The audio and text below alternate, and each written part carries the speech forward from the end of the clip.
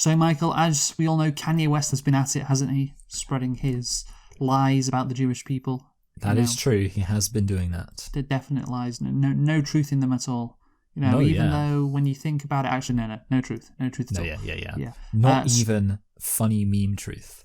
I swear. Yes, I swear. And he's been doing this so much that Hollywood financier / producer MRC says it won't proceed with the Kanye West documentary, and they have shelved it. And basically, they produced a second paragraph in their statement, which I have to read to you, about Kanye West and his anti-Semitism. So, Kanye is a producer and sampler of music. Last week, he sampled and remixed a classic tune that has charted for over 3,000 years. The lie that Jews are evil and conspire to control the world for their own gain. The song was performed a cappella in the time of the pharaohs. No evidence of that. Babylon and Rome. Went acoustic with the Spanish Inquisition and Russia's Pale of Settlement, and Hitler took the song electric. Wow! Oh my goodness me! That is the best line. Yes, and there is actually evidence for that, despite what Kanye says. Yes, actually, that is true. I don't know if he actually said anything about Holocaust denial. I'm not sure. Yeah, it would be a shame if, say, somebody was in charge of the editing and was able to move you saying there's no evidence of the Exodus to instead go after the Holocaust line. Yes, there's no just copy and paste that after every single line. Yeah. But yeah, so Hitler took the song electric. Kanye has now helped mainstream it in the modern era. And basically, so Kanye West, just as bad as Hitler, obviously, that's what this is implying. But also, basically, it's a very weird way to say that, he's been anti-Semitic, and Hitler. It's one way to describe the Holocaust as, taking anti-Semitism electric, I will say. That is a very. It's incredible. I can't believe. And so this was the company that was doing the documentary. Yes, and now they've stopped. Yeah. I feel like, it makes me wonder what their documentary would have been like. Sadly, we'll never know, because Kanye had to tell those truths about. Those lies. Yes. Those lies, Michael. Repeat after me. Lies about the Jews. Yeah. Yeah. It would have worked well for their line. You're an artist, just like Hitler. Okay, that's what? Because he went to art school. He did art. He famously did art. That's what he's famous for. That's that. Yeah, everyone knows it. Yeah.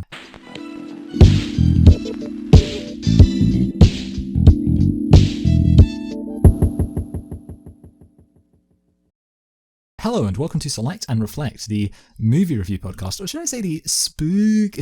I don't know why I'm only doing that now after we've been doing this for 2 whole episodes, and this is our 3rd of the ones that have definitely been uploaded. Podcast where we look at films that have come out in the near and distant past, we give them a couple of watches and evaluate them beyond first impressions. I'm your host Michael, and I'm joined as always by my co-host Luke, and this week we are continuing our dubiously themed Halloween modern remakes of horror films thing, kind of slasher films. There is some slashing in this film, and the film we're looking at is the remake of The Hills Have Eyes. So Luke, why don't you tell us a thing or two about The Hills Have Eyes? Yes, I will in a bit, Michael, but firstly, of course, you said we're doing modern shitty remakes of classic horror movies. Actually, you didn't say shitty, but that's kind of implied, certainly with what the movie we did last week, which of course you messed up on your audio. Yeah, speaking of shitty. Yes, your audio was very bad, so that meant that the upload was not possible. Yes. And who cares about the 2009 remake of Friday the 13th? Yeah, we're clearly not the producers. I know, right? Well, the only good thing about that movie was that, it came out 13 years ago, and so obviously, we were reviewing it. But basically, let's just give our thoughts on that quickly. The remake of Friday the 13th from 2009. I thought it was just a bit, boring and pathetic, and there was no real point to the movie. You had an opportunity to do something, interesting. You're restarting this Friday the 13th franchise, but it was basically just, the same old thing. A group of teens in the woods. So they did it twice. They were that out of ideas. A group of teens in the woods getting killed. A group get killed right at the start, and then throughout the rest of the 90 minutes, another group get killed. It's just very boring, Jason doing his killing. But at least we know where he got his hockey mask from, which was a random shed. So thanks for that. But yeah, what were your thoughts on Friday the 13th? as I remember, I had like one main positive and one main negative. The main positive was that I think at least this film like knew what it was. It was a trashy slasher film, and it basically was. It was exactly like that. It had some ridiculous, over-the-top teen drama. Is that a positive though? That it knows it was a bad movie, and it was a bad movie. Well, I'm about to get onto the positive. It had. Oh, some sorry, tits. that was a negative. No, that was the positive. Oh, but like okay. the point is, I was going to say like the positive is going to be like one of the aspects of it is that it had tits. But also like the thing is, like it was. Like it wasn't annoying in the way that Halloween Kills was, where Halloween Kills like wanted to be something better. Like I was like, at least this film knows its space. But yeah, you're right. That's a very measured positive. And the what negative, did you give it out of 10, by the way? I think I gave it a low 4, but maybe a middling 4. Yeah, 3.5 for me. Yeah. Yes, yeah, because I think I rented it about a rating above you. But yeah, the big negative was the characters were ridiculous. They were like the most stereotypical, and they were so disposable. And of course, there was some like standard stupid moments from the characters. Yeah, that's always going to happen to some extent, and there certainly have been stupider films, but it was there. So pretty standard. Yeah, very cliche. Yeah, very cliche and formulaic, and it didn't need to be. And yeah, just a waste of everyone's time, really. But yeah, so that was Friday the 13th last week. So now we're on to our next shitty remake of a classic horror movie, which is the 2006 version of The Hills Have Eyes. The Hills Have Eyes is a 2006 American horror film and remake of Wes Craven's 1977 film of the same name. Wow, there were so many great horror movies that came out in the period between 77 and 84, I think. In that 7-year period. That really was how they had the golden era of porn? I would agree. Certainly, so did you say from 77 to 84? Yeah, because I'm including Nightmare on Elm Street. I'm thinking that too. And there's also, that was kind of when, I think you had Dawn of the Dead in there too. So you've got not just kind of slasher films. I believe so, yeah. Dawn of the Dead, of course, Halloween, as we mentioned, Friday the 13th, which of course we didn't actually think was good. I remember that's the original from 1980. Oh, The Thing was 1982? There you go, see? This is getting pretty incredible. Yeah, I know. So yeah, the golden age of porn, we talked about that with Deep Throat and Boogie Nights. This is the golden age of horror, and this is a remake of one of the movies which kicked that off, in our opinion, just from thinking about it for a minute. But anyway, so it was written, the 2006 version, by filmmaking partners Alexandre Aja and Gregory Lavasseur. That's better, Lavasseur. Yes. Gotta say it all French. Yes, it was directed by Aja and, of course, produced by Wes Craven, so he had some involvement, not a lot probably. The movie stars Aaron Stanford, Kathleen Quinlan, Vanessa Shaw, Emily DeRaven, Dan Bird, Robert Joy, and Ted Levine.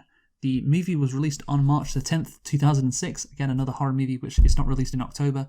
At least with Friday the 13th, it was, remember what day it was released, Michael? Was it released Halloween, the day before Halloween? No, sorry, not Halloween. Sorry. Valentine's Day. Sorry, I literally that was just me misspeaking, which is not really an excuse. But yeah, sorry, I knew what I meant there, but yes. It was Valentine's Day. But at least it was Friday the 13th. This, I'm not sure why it was released in March, but anyway, we'll get onto the box office in a bit. And firstly, Michael, the budget. How much did this cost? I suppose. I don't know. There were no big actors, which is I don't think any of the actors here felt remotely famous, and therefore I guess probably not so much. Maybe, but it was still a modern film, and it looks okay. So maybe 15 million. I feel like that's exactly what I said for Friday the 13th. Well, actually, one of the mutants was actually played by Brad Pitt, but you couldn't tell because of the the makeup. Yeah. What did you say? Sorry, I said 15 million. Oh, 15. Yeah. That's bang on. Really? Absolutely bang on. Wow. So I think you did very well. When did you do very well? I think I literally did. I think I did well with Friday the 13th, the remake too. I think, and I also said about 15 for that too. Yeah. So you can. I think either you're good at this or it's quite predictable. With the horror movie. Okay. Because obviously these are often made because they can generate a large amount of profit because they can be very cheaply made and people obviously seem to like them a lot. Yeah, and I think it's obviously neither this film nor Friday the 13th looked amateurish, so I think it's it's got to get into kind of the double-digit millions to look this good. But obviously it's not going to be over 20 million. So yeah. I think it's probably easier to guess than most movies, but still well done. And can you guess what the box office was? That's an interesting one. So obviously Friday the 13th I was off. With this one, I mean, maybe it made like, I said 15, so I'm going to go for 50 million. Okay, it's not less than half your guess, because the actual box office total is 70 million. So Okay, 70 not so million, bad. so yeah, half would be 35, and of course you're over with your 50 guess. But yeah, still guessing under. You're still, under. Appreciate, Michael, how much people like seeing these movies. Apparently, Yeah, that is true. Yeah. So if I guess under for all of them. For the two we've had so far, yeah, Yeah. yeah, Oh, that's fun. and yeah, we'll see next week. Even though we're not doing a shitty remake of a classic, are we? But anyway, let's get on to that when we do. Did you like what is it? What is this movie? Oh yeah, The Hills Have Eyes. The Hills Have Eyes. Yes. Did you Yeah. like The Hills Have Eyes? The 2006 remake. Yes. Well, we've thrown the word shitty around a lot, and I will say, like, just to disabuse everybody of that slightly, I think this film had elements I liked, and I do feel like this film, with like Friday the 13th, I said it was like everything I predicted it would be. There were some elements in which this film was a little bit more bold. There were some stupid elements, but like I think this film was more interesting, which I think made it. And I'd be interested because you like to say that you find films boring, and like that's what you said about Friday the 13th, and I think you've said about a few horror films. I would say that's probably. I would be surprised if you were going to argue this film was like boring. I feel like this film was interesting, and it did have quite a bit going on. I do, however, think there was some dumb stuff. So I don't know. Shitty to me actually does seem kind of strong for this. I would say this film's more like maybe bad. I mean, I don't know. There's not a lot of difference there, to be honest. I don't know what you think those two words mean, but they generally mean the same thing. Yeah, I just don't like to swear. Okay. So yeah, I think overall, was it boring? No, I wouldn't really say it's boring. I would just say it's kind of, for me anyway, pointless. That's what I'd say. I mean, it's more interesting in that, of course, you have, it's not a slasher movie with some random slasher picking people off, teenagers in the woods who are stupid. All those cliches are thrown out. Yeah, the window here, it is not like that at all. It is very different. But still, I just look at this movie and I think there could have been something interesting done again, and there could have been something more thematic to what they did. Oh, yes. I was thinking, I was just anticipating the word theme coming along. Yes. There could have been something more thematic done, and they didn't do that. And yeah, also it just felt not very horror-esque, which we'll get on to with the scariness. Yeah, that's a good point. Yeah. It's not very horror-y. Yes, it wasn't very scary. It wasn't really a movie that you'd have to hide behind your sofa with. It was more action-y. Yeah, that's in the second half of the movie. It's basically an action movie. That's what it is. So yeah, I just feel like watching this. It's like meh. Throw your hands up. It's very gory, which we'll get into. And I don't really care for that in terms of I don't like it. I don't dislike it. It is what it is. I mean, I'm not. You're not a prude. Except I don't think prude's the right word. I can't think what it is. You're not squeamish. Yeah, I'm not. I wouldn't say I'm squeamish at all, really. But I don't really appreciate it. I don't think. Oh well, cool. Look at all that blood. Because yeah, I mean, anyone can do that, really. Yeah. Yeah. I mean, and it's. I can appreciate if you're doing it in an environment where that kind of thing is frowned upon and it's like taboo to do that. But obviously, in the year 2006, that's not the case. You can release like anything and have very little backlash in terms of the horror genre. But anyway, Michael, how many nitpicks do you have? I only have one nitpick, and it's barely even a nitpick. Okay, I have one as well. You go first. Why did the kids sit down to pee? Especially considering, so obviously I'm referring to the bit where I need to go to the toilet and there's like an outhouse.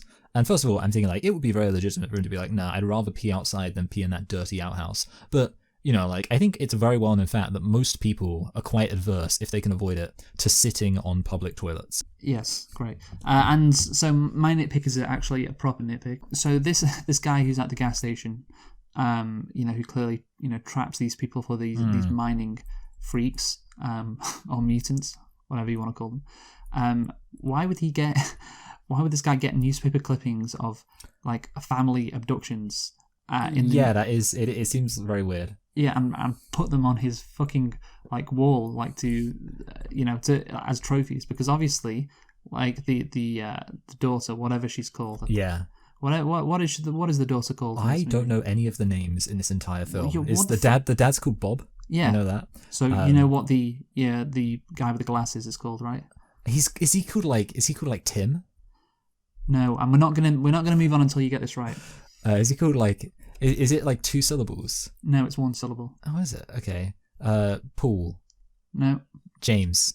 How long ago did you watch this movie? Mark. I watched it when I ate my dinner tonight, so about 4 hours ago. Okay. Are you sure it's not Tim? It begins with D. Oh, Dave. Dan. The second letter is O. D-O. Do. So, but it's not Dominic. It's not Dom. No. What kind of like do. Then afterwards we get a U. Doug. His name's Doug. Like the kid show character. He's digging himself out of a hole, isn't he? Yeah, Doug. Now we'll move on to the kid. Yeah. What's the kid called? The male kid. Yeah, isn't it like it's like a kid's name like Jim or Tim or Mark or Mike or Martin. Begins with B. B? Oh, is it like Ben? Buster. Binky. B. But he's not like Bob Jr. Oh, correct. Wait, is he Bob Jr.? His name is Bobby. Oh my god, that's so weird. That's a very like old man Republican thing for the dad to have done. Yeah, Bobby, and then of course the one of the sisters. Again, I don't know why I'm like this. Is she called Samantha? Is she called Samantha? Is she called like I feel like doesn't it start like a S sound? No, it starts with a B. What? Brenda? Yes. Really? Yeah, Brenda. No. See that? See, you have watched this movie. Yeah. Oh my god. What are the mutants called? Oh wait, one of them is called like Rose. Is that right? No. Or like it starts with Ruby. an R. Ruby. Yeah, there we Ruby. go. Yes. There we go. Yes, and we'll get into the lizards later. Yeah, some of them have got fun names, but yeah. So there we go. So yeah, I know one of the dogs is called Beast. And what's the other one called? You should know this. It's something like that's the one that gets killed first, isn't it? Probably, you know what, maybe. Yeah, because the thing is about the names of the dogs, Michael. Why Beauty. It's really yes. There we go. Yes, It's really funny if you only got one when they're named after a movie. I felt like I was very close to only getting one. Yes. All right. So I don't know why we were talking about it, but the fucking Lynn, the mother who's married to Doug. When she walks into that room, she could have easily seen the newspaper clippings, and that gives the game away. So yeah, that's a very long nitpick we've had. Wes Craven considered a remake, basically. Well, this is the development after he saw the success of other horror remakes, such as the Texas Chainsaw Massacre and the Amityville Horror. So he was just doing it for the money, basically. That's money. He didn't really have an idea, did he? No. He did not. And so this movie, the 2006 version of The Hills Have Eyes, based on Wes Craven's 1977 suspenseful cult classic, The Hills Have Eyes is the story of a family road trip miles from nowhere. The Carter family soon realize the seemingly uninhabited wasteland is actually the breeding ground of a bloodthirsty mutant family, and they are the prey. So I want to ask you, Michael, how does this compare to the original? Because obviously you have seen the original, right? I have seen the original. I have not, so this is a good comparison, a good experiment, because one of us has watched the original, one of us hasn't, so tell us what is different compared to the original. Well, I'm going to say like that functionally speaking, they are pretty similar. The original is less, let's say, graphic with the violence. Oh yeah, obviously, yeah. Yes. But what about the story? The story is, it's not markedly different, or like so the thing is like obviously the fact they don't have the violence thing means like I think like the individual deaths are the same, but like I would say my memory is that the original film doesn't really like, kind of similar to this film, the story is basically just like not much beyond, well, they get attacked and like they go to a place and then they get stopped and then they get attacked. But I think like I will say like that the original is probably, it's not like, the original isn't that good either, I don't think. Like, I'm not going to say it's bad, but I think like the original feels kind of dated, which I know you could say almost all horror films do. But like, for example, if we compare it to, I don't know, the Texas Chainsaw Massacre, which I think still pretty much holds up, I think the original you can tell you're like watching an old movie in a not entirely great way. Yeah. So yeah. No, I would say, which I guess maybe is why I'm not so negative about this film, because I do kind of remember that the original film isn't great. Okay, so that's interesting because that is known as a classic horror movie, and Yeah. you're saying there's not that much difference between this one and that one, which I think, you know what, I have not seen that again, but judging by how I felt about Friday the 13th, yeah, maybe that wouldn't be surprising actually. yeah, it's like, okay, this gets heralded because, you know, it was one of the first movies to do something like what it did. But in actual fact, you'd rewatch it and you're like, oh, this is quite bad. And so, yeah, this maybe doesn't seem as bad by comparison Yes. for you. But yeah, since I haven't seen the original, I'm just going off this movie. And yeah, I have to say, yeah, I didn't really like it. And it'd been, of course, maybe one day we'll review the original. Original, yeah. Yeah, but anyway, so this film, the 2006 version, is set in New Mexico and strongly implies that a large number of atmospheric nuclear weapons tests were performed in that state. However, in fact, the only atmospheric nuclear detonation in New Mexico was the Trinity test, the first test of a nuclear device conducted on July the 16th, 1945. The United States carried out most of its atmospheric nuclear weapons tests at the Nevada test sites and in the Marshall Islands at the lagoons of Bikini and Eniwetok between 46 and 1962. What a error. Yes, indeed. During the opening sequence, flashes of deformed children are shown. These children are victims of the infamous Agent Orange chemical. The thing is, of course, that was deployed in Vietnam. Yeah, it's Vietnam, yeah. But the thing is, this isn't set in Vietnam. No, yeah. This is set in America. New Mexico, yeah. Oh, yeah, New Mexico, whatever. It's not even set in Nevada either. It's set in New Mexico. But also, this is not set in...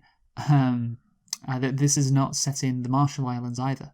Yes. This is set in America, which we'll get onto in terms of the social commentary. Where So I can see where this is could go. Yeah, if they set it in a place where, you know, actually where the indigenous people were harmed by the nuclear weapons going off, then, okay, that could have been more interesting. But, of course, that wasn't the case. But anyway, let's go into the plot. So, retired detective Bob Carter and his wife Ethel are traveling from Cleveland to San Diego through the New Mexico desert for their silver wedding anniversary. What's that? Isn't 30? that like... I thought it was 40. Silver wedding anniversary. No, they're not that old. It would have to be 30. Oh my god. Oh, it's even less. It's 25th. That makes sense, obviously, because golden is... Yeah. So it's like twice as good, or half as good as golden. Okay, with them are their 3 children, Lynn, Brenda, and Bobby, Lynn's husband, Doug, and their baby daughter. Oh, we didn't do the baby daughter. Yeah, the baby daughter is called Beatrice. No, begins with a C. Cunt.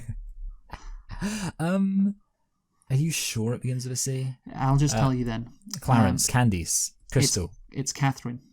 Oh yeah, okay. That makes sense. And they're 2 German Shepherds, Beauty and Beast. They stop at a gas station where the elderly attendant suggests a different route through the hills, claiming it will save them a few hours. Not long after, the tires are punctured by a hidden spike strip, causing the truck and trailer to crash. So I am interested. Why does this elderly attendant... What does he tells them to go through their path? Was he always going to do that?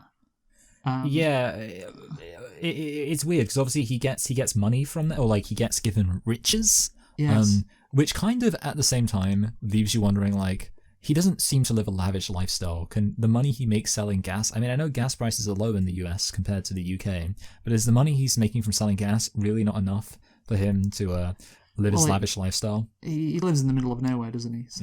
So and but like, his situation is very weird because and actually, you know what, you've reminded me, of course, I say of course, the only substantial difference I can think of plot wise between this film and the other film is that in the original film, the guy isn't in cahoots with the mutants and he just warns them about them. So like in the original film, the guy is basically like just a hero. Like, well, you know, not a hero, but like basically he's like, oh, you don't want to go down that road. There's some terrible happenings happening there, and like the whole thing of like him being in cahoots with them isn't there. So like they just decided to add that thing into the remake, and maybe that's why it doesn't make any sense. Yeah, that's. I was wondering because what is his backstory? Why is he not deformed like the rest of them?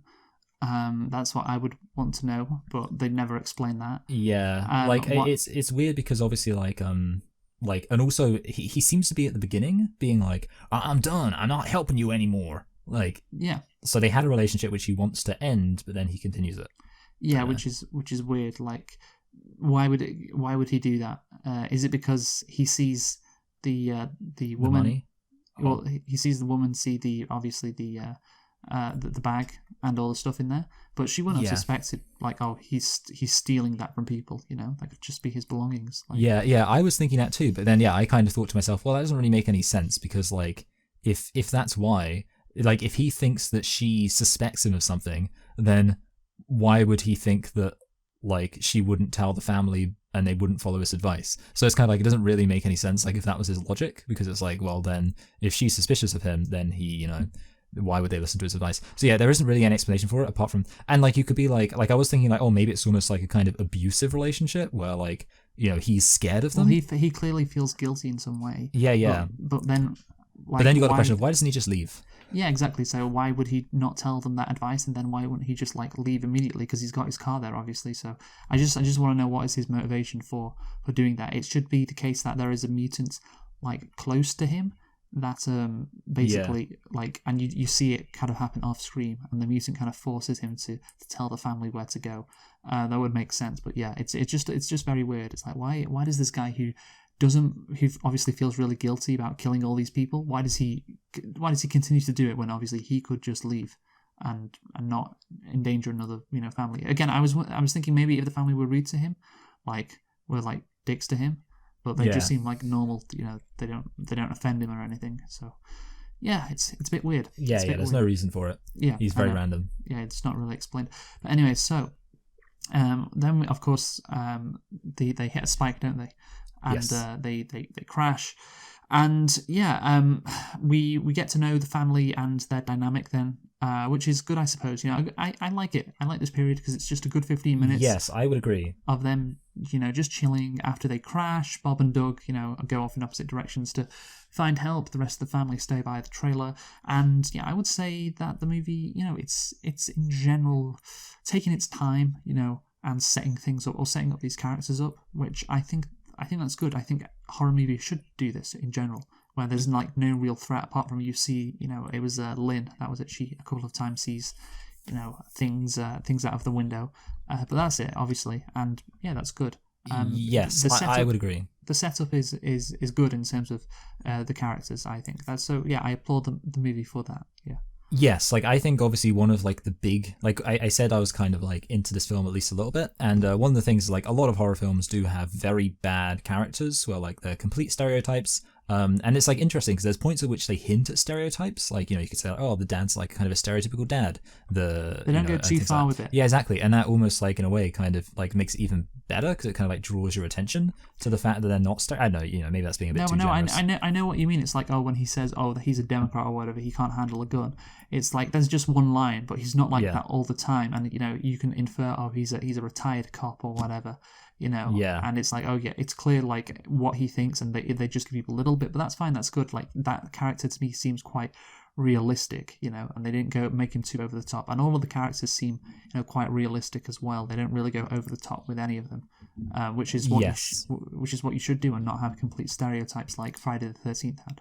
Yeah. So yeah, I agree. Compared to many other horror films we've spoken about, this is good, and I would agree with you. This is the point at which the film is going strong. Love this characterization. We get some horror elements now, don't we, Michael? Yes. Bobby basically chases one of his dogs into the hills and finds her mutilated corpse, and then he flees back to the trailer but falls off the hill and he's unconscious, and a female mutant called Ruby protects him from her brother. Do you know what her brother's called? It's in Wikipedia. Gorgoth. I don't know. Something weird. It does begin with a G. Gurg. Is it like a human name? Oh, Gogol. Oh yeah, okay. I kind of actually remember that name. Yeah. And I just wondered, why would you show their faces clearly here at this stage? You know what, Luke? I wrote this down too. They completely, this was I think a substantial missed opportunity. Yeah, they totally take away the kind of mystery Yeah, no, that is it. That's mystery. That's the point. You ratchet up the tension by, oh, what are these people doing? And Yes. you show, like, you kind of show Goggle's face, like it's kind of obscured by the sun or whatever, because he's in the dark for some reason. I can't really remember, but yeah, it's hard to see his face. But Ruby, you just show her face in perfect lighting, and it's like, oh, well, these are what these people are. And she's the least scary looking mutant too. Yeah, well, I didn't really have a problem with that if they're going to show. Well, yeah, I'm just saying, like, it's like, so I'm like, oh, these look like nice people. Yeah, I guess so. Maybe it's not scary. Maybe you can have that impression. It's like, oh, okay, this ain't too bad. But I think, the major problem is, just showing these mutants. It's like, okay, so that's what they are. These are what the people living in the hills are. They're mutants, and it's really.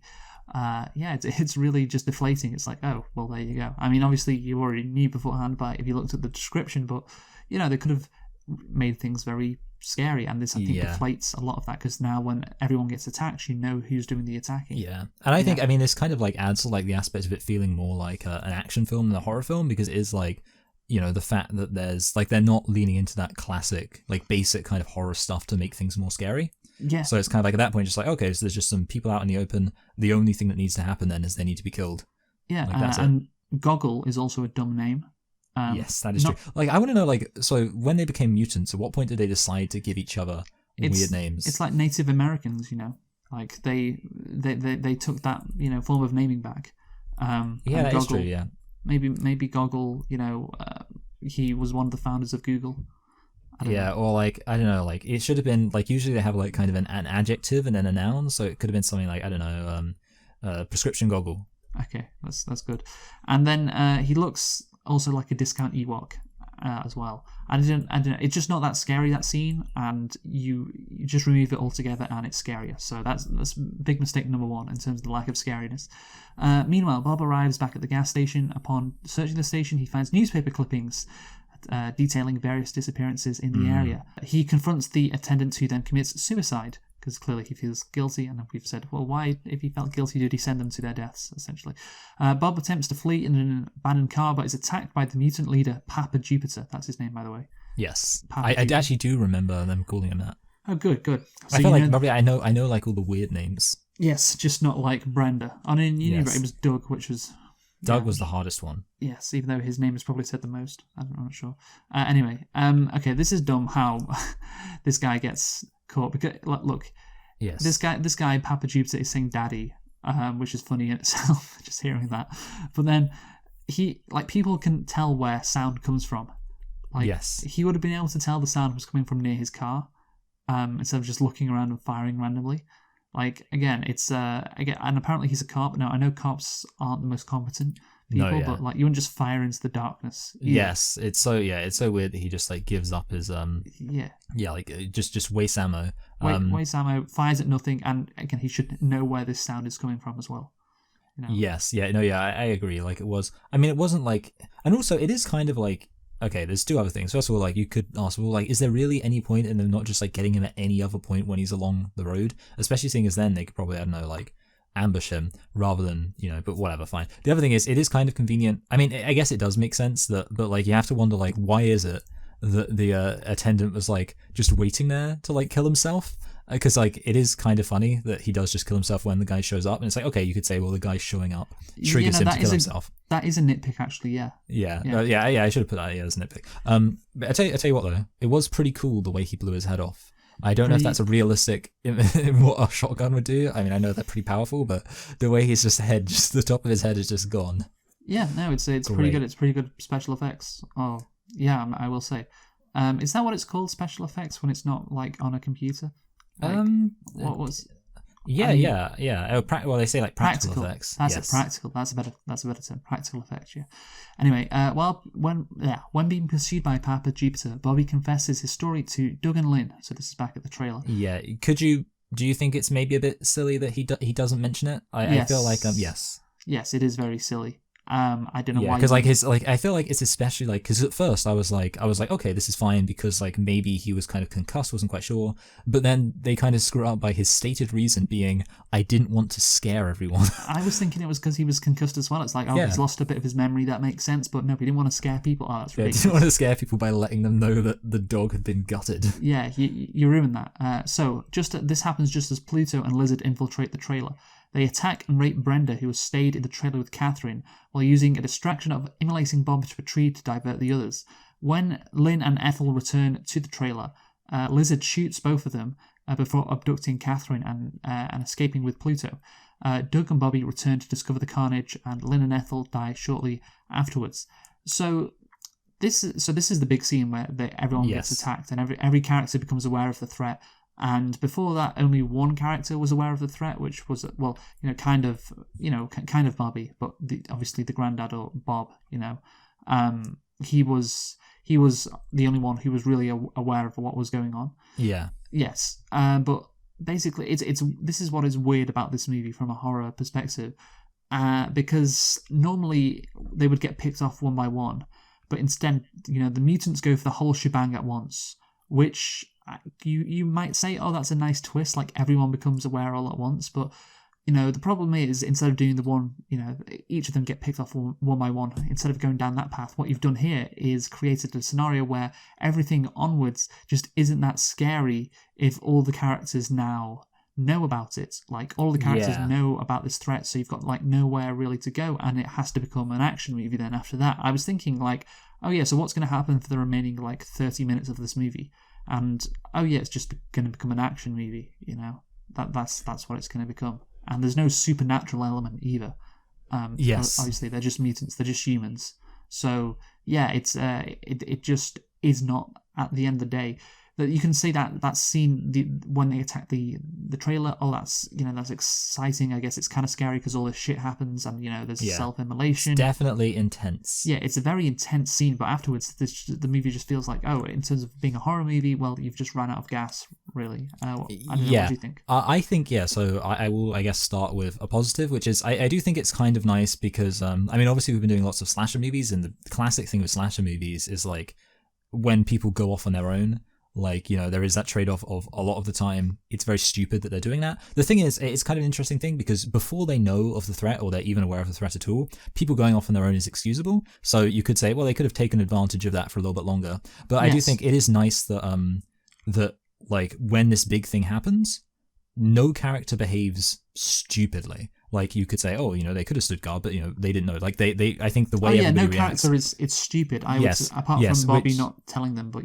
obviously, no character in that scene is stupid. Yeah. Like, they all, which is a positive. They don't suspect that the caravan is being attacked, or their trailer has been attacked when they go and rescue their fucking bomb from being set on fire. I would, by the way, I would just say that I do agree with you of the fact they kind of locked themselves into the action thing. I think they probably still could have made it a bit scarier by having, like, I don't want to jump forward, but, like, I think when it actually comes to them confronting the mutants, they don't do any favors. Like, I think in terms of making it as scary as it could have been, I think they could have made it scarier by having it be, they live in caves, right? They could have had, like, a dark, claustrophobic cave environment. So I think I would agree with you that they kind of hamper themselves a bit by by everybody now knowing what the threat is. But I think even then they kind of don't deliver on the kind of scariness and claustrophobia and stuff like that. That's a good point, because every fucking Lynn and Brendan get attacked in this trailer. The trailer again that's their home. And it's like, well, it's not their home, but you know what I mean. Yeah. And it's like, it's not in a scary place, and it's well lit as well. Like, there's lights and everything. Yeah. Like, it could have happened in a scary place. You'd have to write it, of course, differently. But I was thinking maybe like Brenda would get kidnapped by Lizard and Pluto, the two mutants, and so that would still, the characters would still not know what's going on, and that would still, you'd still have an intense scene, and you could play out this scariness a bit longer with them. Maybe a couple of them going into the caves, to try and rescue Brenda to see where she is or something. Because as it is, it just becomes like an action movie because all the characters know about these mutants. They know who they have to kill, and so they're going to kill them. And basically, it becomes not really a horror movie, more of an action movie, like I said, but also crucially, like, not horror, more gore. And there is a distinction between those two. They can, of course, run parallel, but gore does not mean horror, and of course horror does not mean gore. And this is, there is a lot of gore. Obviously, you've got Bob being set on fire. That's the first. Yes. Well, obviously the guy shoots himself in the head. But obviously, Bob being set on fire, which was it was an intense shot, I will say, Yes. when they went to him.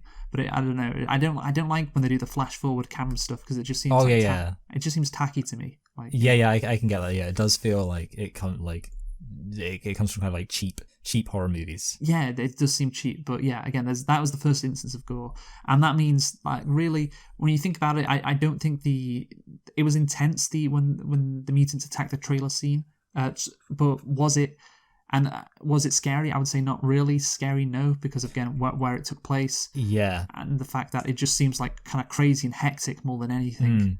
And it's a lot like, so I mean, you mentioned gore. It reminds you of more like something like Saw.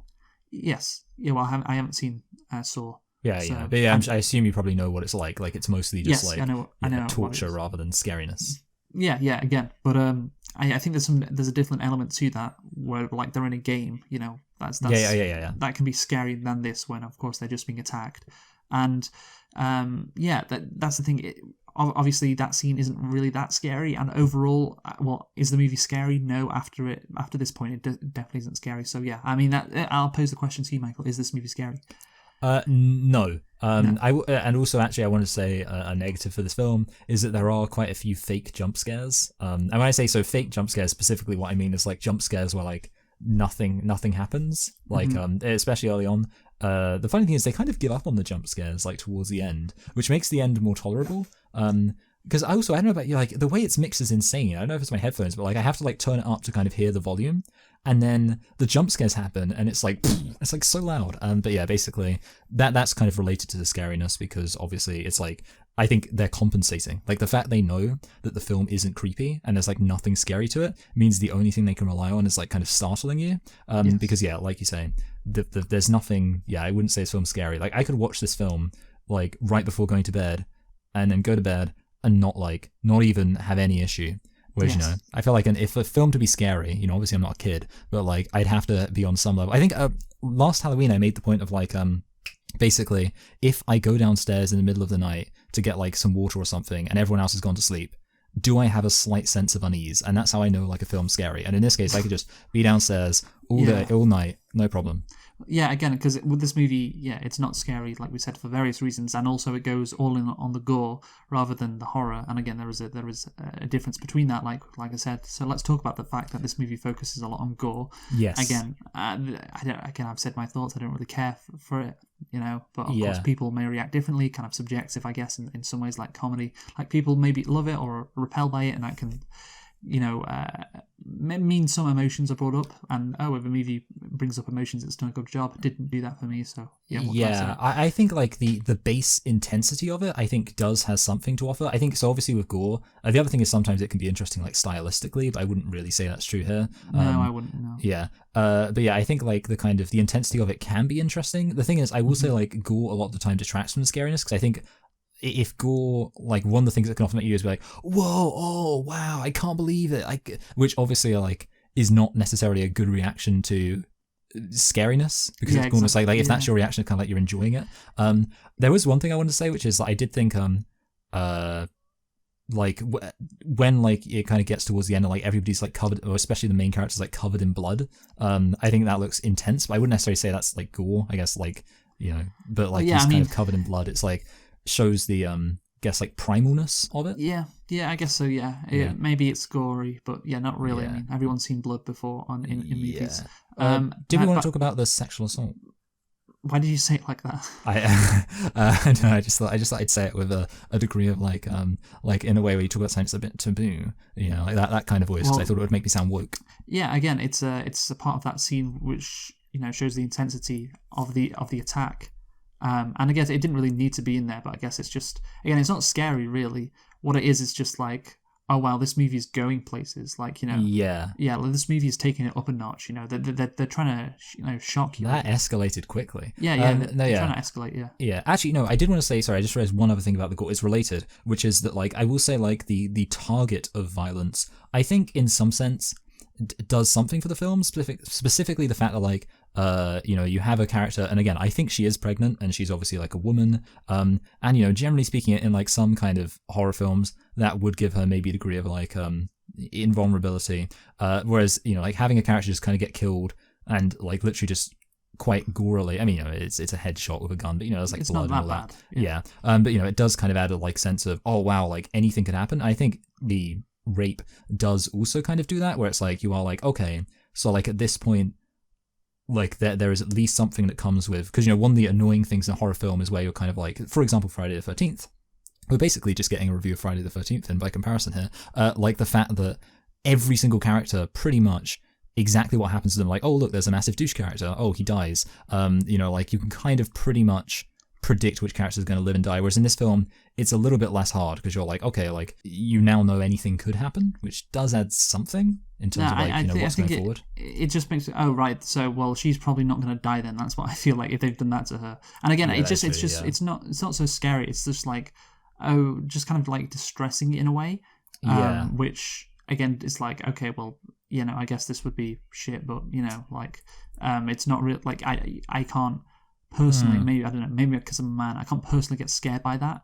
And I don't think it is like that scary. Again, it's just that would I described it as distressing. That's it, and that's what this movie wants you to do. It wants you to distress you, to shock you, to go, wow, I can't believe this is happening. Yeah. And it's like, okay, I guess a bit, but yeah, I don't think it's that great. It has that great an impact, especially if you've seen a bunch of movies that quote unquote go there.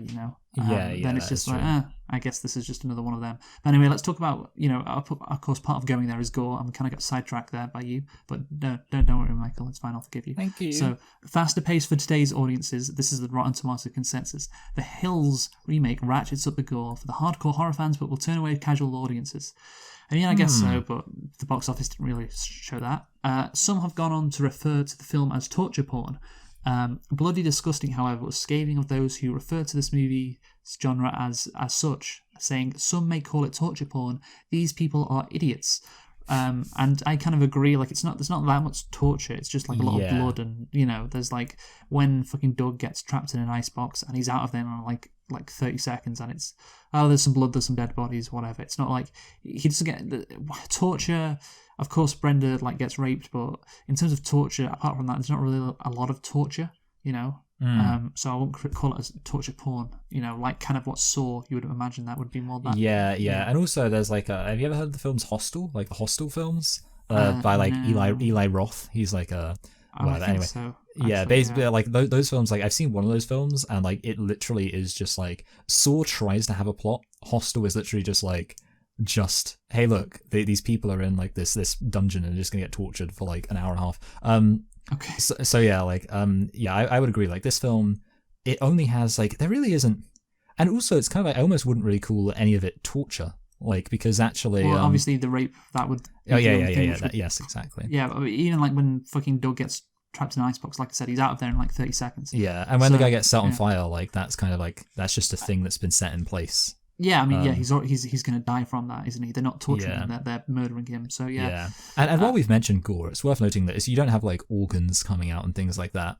That is. It's more kind of like Quentin Tarantino, like kind of Inglourious Bastards. Yeah, that's why. Again, I'd say no, it's not really torture porn either. Yeah. Because the level of gore, it's certainly there and it's certainly like present, but it's not like 10 out of 10 gore.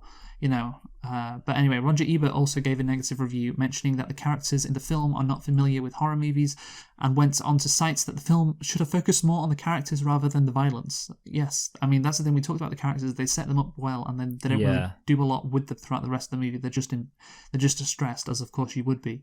But one of the advantages of having one by one they go into the caves or whatever and explore is you get to really flesh out the characters. But obviously they're all in one state, which is survival mode, which of course anybody would be after seeing what they have seen and knowing the threat. And he also said The Hills finds an intriguing setting in a typical fake town built by the government, but its mutants are simply engines of destruction. Yeah, I agree. And this is when we get on to the next part, which is obviously when Doug and one of the dogs go out to rescue Catherine, and he comes across... Dog. Yes, he comes across an abandoned nuclear testing village through the Miners Town cave system, but is knocked unconscious by Big Mama. Yes. That's the sequel to Big Mama's House 2. Was a bit different to this. But anyway, awakening in an icebox, he escapes and encounters Big Brain, which is a great name, who reveals the mutant origins to him. What you have is this nuclear testing facility, and you could have nuclear testing, how it has created this evil, and it's a manifestation of that evil, and perhaps that could have been the path that they went down. But the problem was with this, there's no actual American families that were hurt by US nuclear testing, I believe. Maybe some had to move houses. But, it's nothing like the ethnic minorities, in the Marshall Islands who were hurt, or even in Vietnam who were hurt by Agent Orange, which of course, the movie starts the movie with footage of that, but of course nuclear weapons are different to Agent Orange. That's a whole different thing. No social commentary there because of where the movie is set. But they're not trying to do social commentary, but obviously it would have been better if that was the case. They just use it as a plot device. Oh, these nuclear tests that happened in New Mexico. We can use that as an excuse for this movie. Yeah, and I mean, they could have. I was just gonna say they could have done something about like labor relations, because obviously they're miners, which is obviously a very kind of, and you heard. I can't remember. There's like a famous there was like a riot with this was in like the kind of early 1900s. And it was like a rail strike or a coal miners or like an oil thing. It was like a famous one where like a load of people got killed. By like in like a Rockefeller place. So they could have done that, maybe they were forced to work in like irradiated areas. But, I don't think none of that was true though. That's the thing. None of that existed on the US mainland, unless I'm wrong, but I have never heard any stories of people in the US mainland, being forced to work in mines which, had a lot of radioactivity in it. So, but of course that definitely was the case in like Marshall Islands, for instance. People want compensation for all the nuclear testing that took place and have caused mutations for the people that lived on those islands. And it would be some social commentary if you set this on, say, the Marshall Islands, and this rich white family was visiting for some reason, and you had these ethnic minority mutants killing them or something. It would be the backlash to what America did. Basically, it would be revenge because of what America did. And that would again be highlighting something, but they don't obviously do that. There is actually a Korean zombie film set during the Vietnam War, so there we go. Where you can set it during Vietnam if you want, or they're visiting Vietnam for some reason, and then it's the Agent Orange. But again, I don't. It'd be harder to pull off, I think. I agree. I mean, ultimately, considering I guess the dynamics in play, it would have been very easy for them to do like a kind of social commentary thing, because it is about this kind of underclass of people who were basically we know what it is. So there's like a very obvious opportunity. There is actually one funny line where a guy says I think it's Big Brain who says this. He says like, "You people bombed us" and things like that. And I was like thinking to myself, okay, but does he not realize that he is functionally part of the same society as this other guy? I was kind of thinking that it's not as if these were a separate group of people. They were just some people who happened to get nuked. He's a white American male, Big Brain or whatever. Yeah, maybe he was having a a Robert De Niro moment. From, he was Italian or something. And that's the difference. But that's the Doug's a white. No, say I actually his thing. I'm an idiot, because what I meant to say was Robert Downey Jr. in Tropic Thunder, but I forgot Robert Downey Jr.'s name.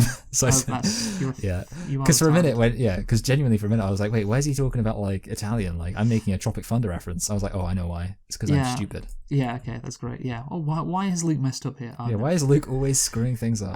Anyway, but that's the thing. So it's Big Brain is presumably a white American male, and you could say, oh, he's mining, he's part of the underclass or whatever. But again, fucking Doug doesn't seem to be too good in his prospects either. He's he's selling telephones or mobile phones. He doesn't seem to be rich either. Doesn't seem to be part of Should have been more bourgeois. Yeah, doesn't seem to be part of the capitalist class, which maybe that would work if the characters were different. If he was part of the capitalist class that wanted to defeat communism, and to do that, of course, you're building these nuclear weapons, and he was very wealthy. But obviously, that's not the case. He's one near the bottom rung of society, apparently. Just for, again, that's the sense you get. So there's no social commentary, and I don't think there's really an opportunity to do that either. And again, even if you made them very wealthy, it's the U.S. government, did this, and they they did it they're kind of in the same group. I don't mean to squash class relations, Michael. Oh yeah. Yeah, but it'd be like you did this to us. It's like, well, you're American citizens like them. It's like the U.S. government. Yeah, like there isn't that they aren't really two separate groups. Or like the thing is exactly. the thing is they're only separate groups because of the nukes. Like basically prior to that they were basically the same. But even if you made them wealthy, like would they be two separate groups then? Like if you made like them very, like the family kind of like wealthy. That wouldn't really make much sense. Yeah, I mean it would make it a bit better, but still not really. Yeah. Anyway, so obviously Pluto appears and attacks Doug, but he manages to gain the upper hand and kills Pluto with his own axe before killing another mutant. I like him playing dead and pretending to be finished, and then killing Pluto with a nice move. It sums up his, I guess, character arc well. Like, oh, he's called a pussy, or he's this Democrat who doesn't like guns or whatever. But oh no, he's not, and he uses his perceived weaknesses, or what people perceive to be his weaknesses, against the guy who's trying to kill him. So yeah, I like that. I think that's a nice moment, and it's a nice kind of arc. But the problem is, like, there's a lot of focus on Doug in the latter half of the movie. Like, he appears to be the main character, but he is basically starts off as a side character at the most at the beginning. Like, none of them are really the main character, but he would be like rank 3 maybe overall. And yeah, you could say it's a nice twist, but this kind of side character becomes the main character, kind of like Ripley in Alien. To make that comparison, which maybe is a bit blasphemous, but it's, I don't know, I just don't really love it, I think it is interesting. Again, kind of like there are kind of swings and roundabouts, because like you could say, well, the fact that like he's not a clear main character means like it's kind of less predictable, but at the same time, it is kind of weird. And like, I mean, it kind of, I guess the other aspect of it is it does kind of feed into like the action thing, because he does kind of become like an action hero by the end of it, which is kind of funny. It is. That'd be fine if he was like, if the focus was on him more at the start, then I could get into that more. But we start and then we end with Brenda and Bobby building an explosive trap, which they set off. Which when Brenda is attacked by Jupiter, bit of a waste to blow up your trailer for one guy. I was I was like, so this was.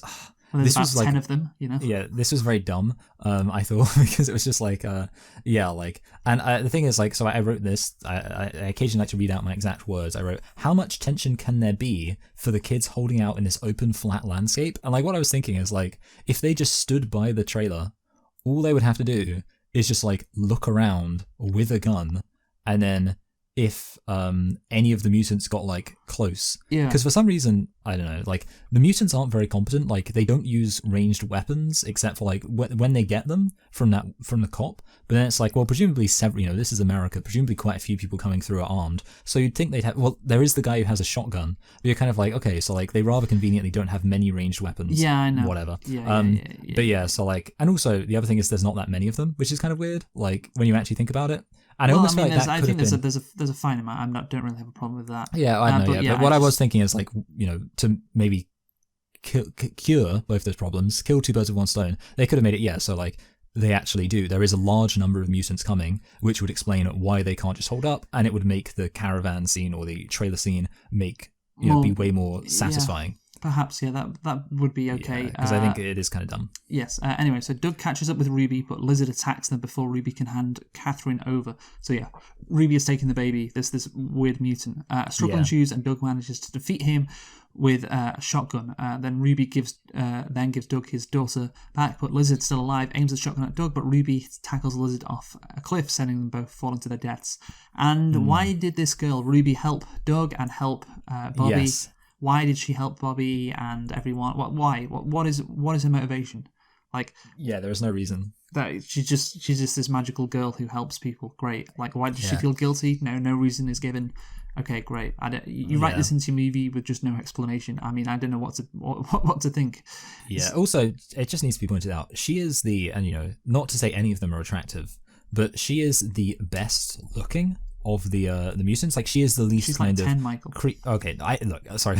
Like when I say best looking, let me phrase this properly. What I mean is she's not like creepy and gross and deformed. Like she's kind of. I mean, she is like obviously if like compared to a human being. I know what you mean. Yes, but clearly she's meant to be the nice, like innocent one. Yeah, which is kind of funny. I don't know. It's just like if they wanted to kind of defy some expectations, they could have made it. So because a really ugly, gross-looking mutant was the nice one. It's very simplistic, basic filmmaking. So, the nice one has to look the nicest and can't look as horrible as the other mutants. Yeah, Yeah, but anyway, why did Reba help them? Who knows? Fuck knows. The movie never explains it, and yeah, great. So, and then yeah, they're reunited, and they're all happy, and then some binoculars. I don't know if they were expecting a sequel or whatever, but a mutant apparently looks at them, which wouldn't be that surprising because you've shown again like 10 of them. Oh, if there's another couple that he didn't kill, Yeah. that wouldn't be that crazy, but whatever. So No, let's yeah, conclude. I want to say something just real quick about this because I did find it funny. I wrote like they're still stranded because I thought to myself like the funny thing is that if you've seen that episode of Breaking Bad when they get stranded in the desert, being stranded in the desert, mutants or no mutants, is actually, or the In-Betweeners, the second movie. Yeah, we know. Yes. Okay, Michael, conclude. Right. So overall, I mean, the thing is, there are some stupid things. I think, and you would also say it's not really a horror movie. It's not very scary. I will say to some extent that I think there is a sense in which you could say, well, it is like, if you're like an adult person, is a movie being scary necessarily that realistic? And there certainly have been horror films which I think I've enjoyed, which I would say I didn't really find that scary because I was like, okay, they're still entertaining. So, I would say it does count against it. And yeah, definitely if this had more creepiness, more scariness, if they used, various kind of, like, if basically it didn't have the whole thing be in broad daylight in often quite broad, flat landscapes where you can see everything coming, yeah, it would have been a bit more scary. So yeah, scariness not great. The characters were interesting, or like in terms of not being stereotypes, and the decision to kind of have intense gore did add something of like a sense of, this film could have interesting things going on. So overall, I would say it was a mixed bag. I actually, I said it was bad. I actually think I'm gonna detract that a little bit. I'm actually going to give it a 5.5, especially considering that I gave Friday the 13th a 4.5 or something like that. So a middling 5, because I think this is probably 1 point better than Friday the 13th. Yeah, I mean, I think it's better than Friday the 13th. Again, the characters are a bit different, and or a bit better, and again, it doesn't go into formulaic cliche stuff. And you could say, oh, if they pick them off one by one, that would be more formulaic and cliche. But it doesn't have to be. You can write some interesting scenarios where that happens. But yeah, I just think the movie kind of blows its load with the, and so does Lizard. He does. Yes. The guy who commits a violent act of sexual assault, which you find sorry funny. for that joke, but don't worry, that didn't actually happen. It's just fiction. But yeah, so in the middle of the movie, like it blows its load, and it's like, okay, wow, that was a very intense scene. But again, it wasn't really that scary, like you said. And then for the rest of the movie, oh, this is an action movie with a lot of gore. And yeah, there was this, kind of a nice setup, and then it just went quite badly quite quickly. I think a better story could have been done with this, and yeah, it's overall disappointing. So yeah, 4.5 out of 10 for me for this one. And yeah, just on the receipts, Michael, because we did them last week, but of course, that episode is lost to the sands of time. So we guessed Lord of the Rings, The Rings of Power, the Rotten Tomatoes score for that. This was back in August. And of course the show came to an end a few weeks ago, but you guessed 62 on Rotten Tomatoes. I guess 89. It was actually 82, so you were 20 off, I was 7 off, so that meant our score after that was you had 106, I had 95, which meant the lowest score is the better, so I was winning by 11. And then of course we also guessed Halloween Kills. I guessed 59, exactly in between Halloween Kills and the 2018 Halloween movie. Sorry, we guessed Halloween Ends, of course, that's what we guessed. And so yeah, I guessed 59, which would be in between what those two movies got, the two preceding movies and their Rotten Tomatoes scores. And you guessed 35.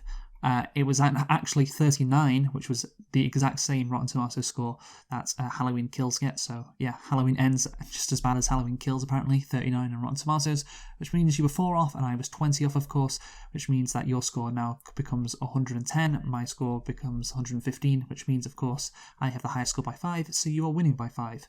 So there you go. Those are the receipts that we have to redo again. Hopefully that won't have to be done for a third time.